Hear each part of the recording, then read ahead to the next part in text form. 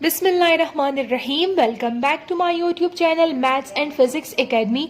Second year class chapter number 12 का पहला topic study करने जा रहे हैं, जिसका नाम है स्टडी करंट। वीडियो स्टार्ट करने से पहले मेरी आपसे रिक्वेस्ट है कि चैनल को मस्ट सब्सक्राइब करें, बेल आइकन को प्रेस करें, क्योंकि ये आपकी तरफ से हमारे लिए एक रिवॉर्ड होता है कि आपको हमारा दिया हुआ लेक्चर बहुत अच्छे से समझ आ गया है। तो चल के स्टार्ट करते हैं आज का lecture, that is study current. देखिए स्टूडेंट्स, स्टडी करंट को समझने से पहले you must have an idea about what is meant by current।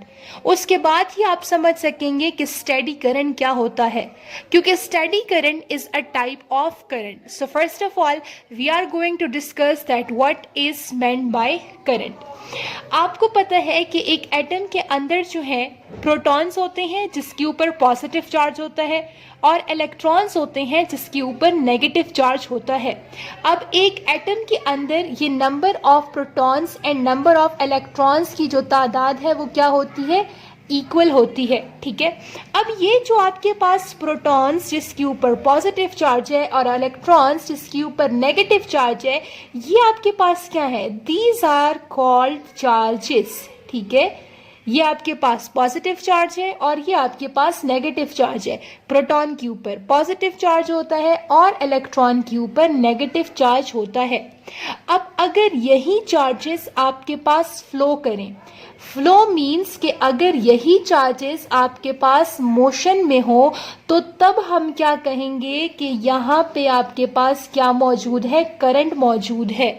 बात समझ आ रही है?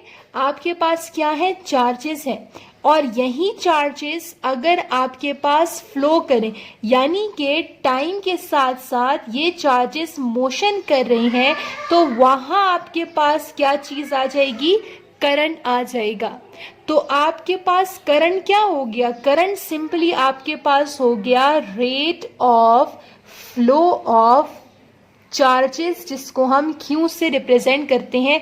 रेट का वर्ड का मतलब होता है टाइम, यानी कि कितने टाइम में कितने चार्जेस फ्लो कर रहे हैं, इसको हम सिंपल क्या कहते हैं, करंट कहते हैं। तो आप करंट को कैसे डिफाइन करेंगे कि the rate of flow of charges is called electric current. ठीक हो गया। अब आप जरा एक डायग्राम से समझे इसको। ये आपके पास एक स्पेसिफिक रीजन है, और इस रीजन ने जो एरिया इनक्लोज किया है उसको हमने ए का नाम दे दिया। ठीक हो गया। एक स्पेसिफिक एरिया है, एक स्पेसिफिक रीजन है, और इस रीजन ने जो एरिया इनक्लोज किया उसको हमने ए का नाम दिया।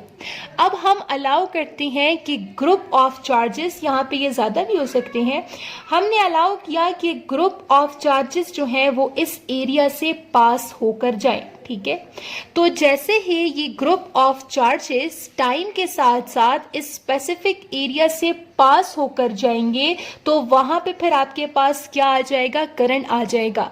अब करंट कहाँ से आएगा कि कितने टाइम में कितने चार्जेस इस एरिया से पास होकर दूसरे साइड पे जा रहे हैं, तो उसको हम क्या कहते हैं, करंट कहते हैं। ठीक है, कितने टाइम में कितने ग्रुप ऑफ चार्जेस इस स्पेसिफिक एरिया से पास होकर दूसरे साइड पर आए, तो उसको आप सिंपल क्या कहते हो, करंट कहते हो।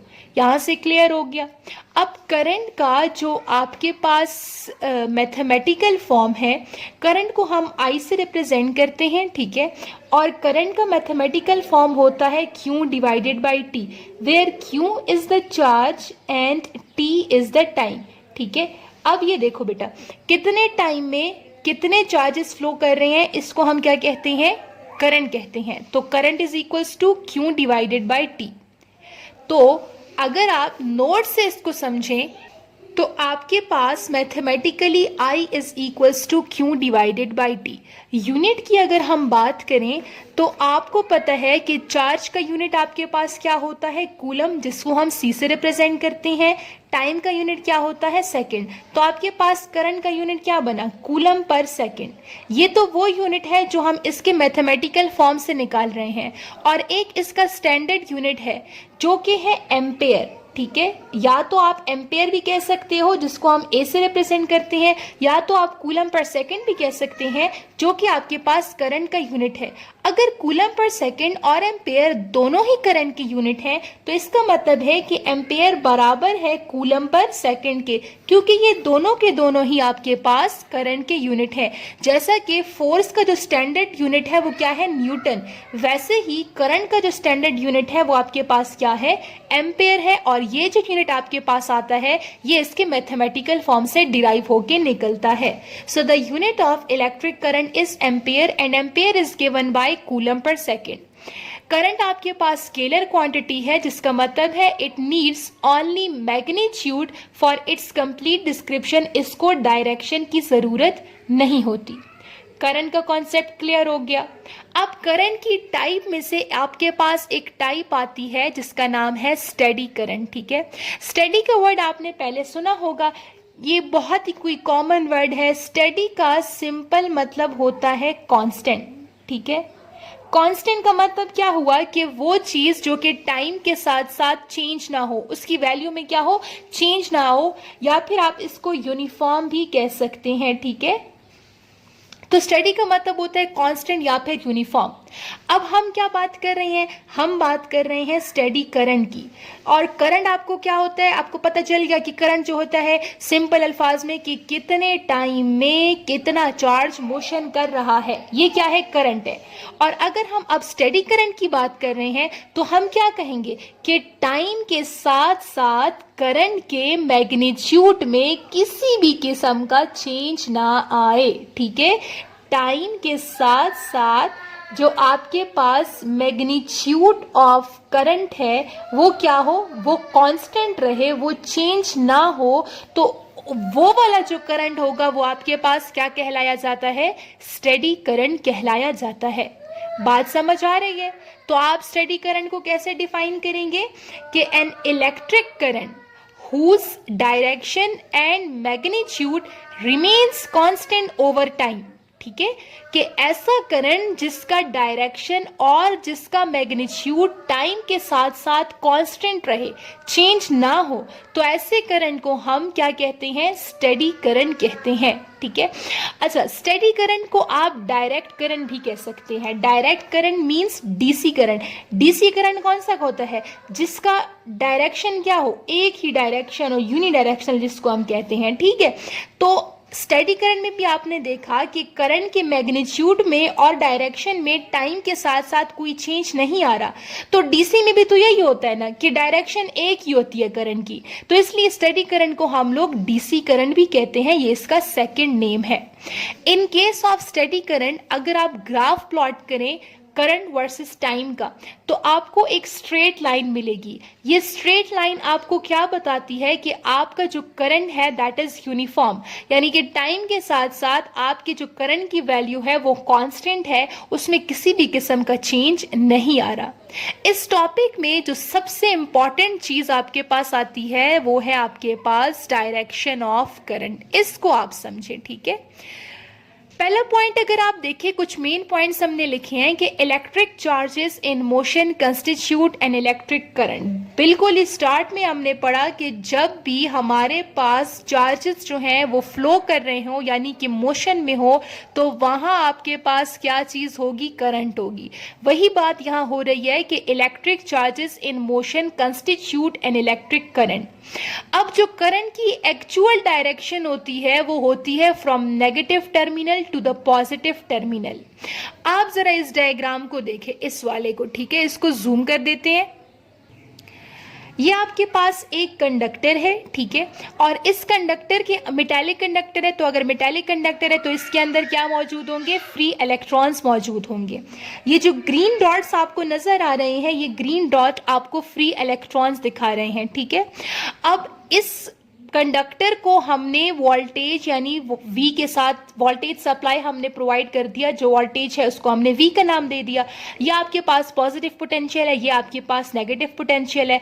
अब वी नो दैट कि नेगेटिव और पॉजिटिव एक दूसरे को क्या करते हैं, अट्रैक्शन शो करते हैं। तो इस मेटालिक कंडक्टर के अंदर जितने भी इलेक्ट्रॉन्स होंगे ये इस पॉजिटिव टर्मिनल की तरफ अट्रैक्ट होंगे, तो ये सारे के सारे इस पॉजिटिव टर्मिनल की तरफ मोशन शुरू कर देंगे। तो आप देख रहे हो कि जो करंट की डायरेक्शन है वो नेगेटिव से किसकी तरफ जा रही है, पॉजिटिव की तरफ। अब ये आपके पास कौन सी डायरेक्शन है, ये एक्चुअल करंट की डायरेक्शन है जो कि आपके पास है फ्रॉम नेगेटिव टू पॉजिटिव। लेकिन कन्वेंशनली हम कहते हैं कि नहीं, करंट की जो डायरेक्शन है वो नेगेटिव से पॉजिटिव नहीं बल्कि पॉजिटिव से नेगेटिव है। कन्वेंशनल मींस कि ये एक रिवायत चलती आ रही है, शुरू से ही जो है साइंटिस्ट ने ये माना कि करंट जो है वो पॉजिटिव से नेगेटिव की तरफ फ्लो करता है, तो इसलिए करंट की जो डायरेक्शन है वो है फ्रॉम पॉजिटिव टू नेगेटिव, इसलिए हम इसको कन्वेंशनल करंट डायरेक्शन कहते हैं। ये चीज माइंड में रखिए बेटे कि जो एक्चुअल करंट की डायरेक्शन है वो है फ्रॉम नेगेटिव टू पॉजिटिव। अब ये कन्वेंशनल करंट डायरेक्शन को जरा समझें, ठीक है।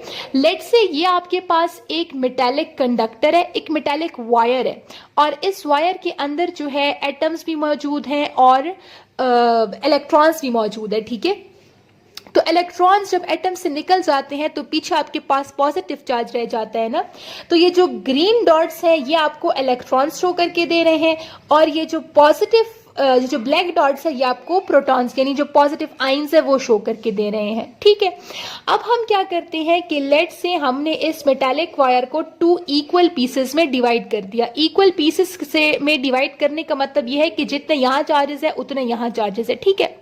अब हम करते क्या है, इसको यहाँ पे आप शायद थोड़ा मिक्स हो जाए तो मैं इसको यहाँ पे दोबारा से समझा देती हूँ, ठीक है। अच्छा जी, यहाँ देखें, ये आपके पास एक मेटालिक वायर है, ठीक है, और इस मेटालिक वायर के अंदर ये हमारे पास पॉजिटिव चार्जेस हैं और ये हमारे पास नेगेटिव चार्जेस हैं, और इसी मेटालिक वायर को हमने 2 इक्वल पीसेस में डिवाइड कर दिया, ठीक है। अब हम सपोज करते हैं कि यहाँ से ये एक इलेक्ट्रॉन जो है ये यहाँ से यहाँ आ गया, ठीक है। अब इलेक्ट्रॉन कहाँ से कहाँ गया, ये इलेक्ट्रॉन यहाँ से इस साइड पे चला गया है ना। यहाँ से अगर एक इलेक्ट्रॉन कम हो गया तो यहाँ पे कौन सा चार्ज आ जाएगा, +1, और यहाँ से अगर एक इलेक्ट्रॉन ऐड हो गया तो यहाँ पे कौन सा चार्ज आ जाएगा, -1 का चार्ज आ जाएगा। क्लियर हो गया। अब सेकेंड केस कंसिडर करें, हम सपोज करते हैं कि भैया अब यहाँ से एक पॉजिटिव चार्ज जो है वो इधर चला गया, ठीक है। अगर यहाँ से पॉजिटिव चार्ज वहां चला गया, यहाँ पे तो पॉजिटिव चार्ज की कमी आ जाएगी, यानी कि यहाँ पे आप कौन सा चार्ज आ जाएगा, -1। यहाँ पे पॉजिटिव चार्ज का इजाफा हो गया तो यहाँ पे कौन सा चार्ज आ जाएगा, +1, और यहाँ पे कौन सा चार्ज किया है, पॉजिटिव चार्ज किया है from this direction to this direction. अब देखो, एक में आपके पास इलेक्ट्रॉन गया है और एक में आपके पास प्रोटॉन, लेकिन दोनों के केसेस में जो चार्ज अपीयर हो रहा है वो आपके पास टोटली क्या है, सेम है, ठीक है। यहां से भी पॉजिटिव टू नेगेटिव, यहां से भी पॉजिटिव टू नेगेटिव। इसका मतलब ये है कि आप नेगेटिव से पॉजिटिव की तरफ जाओ या पॉजिटिव से नेगेटिव की तरफ जाओ, दोनों से मिलने वाला इफेक्ट आपका क्या है, वो टोटली क्या है, सेम है, ठीक है। दोनों से मिलने वाला इफेक्ट अगर सेम है तो हम कह सकते हैं कि करंट जो है वो फ्रॉम पॉजिटिव से नेगेटिव जाता है, जिसको हम कन्वेंशनल करंट डायरेक्शन कहते हैं। आई होप सो कि आपको ये कन्वेंशनल करंट का कॉन्सेप्ट क्लियर हो गया होगा। तो अब समझते हैं इसको थ्योरी से। तो actual direction of the current is from negative to positive terminal, वो आपको यहां से क्लियर हो गया। लेकिन जो कन्वेंशनल करंट डायरेक्शन है that is from positive to negative. वो क्यों होता है, क्योंकि चाहे पॉजिटिव है चाहे नेगेटिव है, दोनों से मिलने वाला इफेक्ट सेम होता है। इसलिए हम कहते हैं कि कन्वेंशनली हमारे पास जो करंट है वो हमारे पास from positive terminal to negative terminal होता है। अब एक मेटालिक वायर में क्या होते हैं, जो चार्ज कैरियर्स होते हैं वो मेनली क्या होते हैं, फ्री इलेक्ट्रॉन्स होते हैं। जैसा कि आपने ये देखा कि एक मेटालिक कंडक्टर है और इसके अंदर जो चार्ज कैरियर्स है वो क्या है, आपके पास इलेक्ट्रॉन्स है। अब जैसे ही आपको पता है कि एक मेटालिक वायर में जो चार्ज कैरियर्स होते हैं वो आपके पास मेनली क्या होते हैं, इलेक्ट्रॉन्स। या आपके पास एक मेटालिक कंडक्टर था और इसके अंदर चार्ज कैरियर्स क्या थे, इलेक्ट्रॉन्स थे। और जैसे ही आप इसको वोल्टेज V से अप्लाई करते हो तो इलेक्ट्रॉन्स जो है ये towards positive terminal motion start कर देते हैं तो ये जो एक्चुअल करंट की डायरेक्शन होती है वो फिर हमारे पास from negative terminal to positive terminal होती है। लेकिन हम लोग कन्वेंशन को मानते चलते हैं और हम कहते हैं कि नहीं, कन्वेंशन हमारे पास करंट की direction from positive terminal to negative terminal होती है। So this was all about study current. I hope so कि आपको आज के लेक्चर का कॉन्सेप्ट बहुत अच्छे से क्लियर हो गया होगा। आने वाले लेक्चर्स में हम इस चैप्टर की बाकी टॉपिक्स को भी कवर करेंगे। तब तक के लिए अपना बहुत सारा ख्याल रखें। अल्लाह हाफिज।